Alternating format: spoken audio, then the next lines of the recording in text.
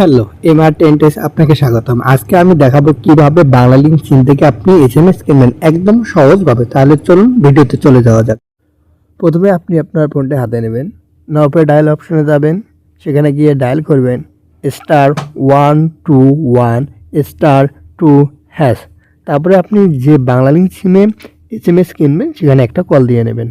তারপরে এখানে কিছু অপশন দেখাবে, একবারে 8 নম্বর যে অপশনটি সেখানে বলা হয়েছে এসএমএস প্যাক। তো এসএমএস প্যাক আপনাকে নিতে গেলে অবশ্যই 8 অপশনে আপনাকে ঢুকতে হবে। সেক্ষেত্রে আপনাকে যে কাজটি করতে হবে, টাইপ অপশনে যেতে হবে, সেখানে গিয়ে 8 লিখতে হবে, লেখার পর পাশে যে সেন্ড বাটন আছে সেই সেন্ড বাটনে একটা ক্লিক দিতে হবে। তারপরে এখানে এসএমএস এর অপশনগুলো দেখাবে, অফারগুলো দেখাবে। এখানে দেখেন 1 নম্বরে বলা হয়েছে 500 এসএমএস 75 টাকায় 30 দিন। 2 নম্বর বলা হয়েছে 250টি এসএমএস 50 টাকায় 30 দিন। 3 নম্বর বলা হয়েছে 120টা এসএমএস 25 টাকায় 7 দিন। তারপরে 4 নম্বর বলা হয়েছে 60টা এসএমএস 13 টাকায় 3 দিন। তো আপনার যেরকম পছন্দ এখানে সিরিয়াল দেওয়া আছে, সেখান থেকে আপনি আপনার পছন্দ মতো অফারটি নিতে পারবেন। 5 নম্বর অফারটার কথা বলা হয়েছে 50টি এসএমএস 60 টাকায় 2 দিন। আমি এই অফারটি নেব।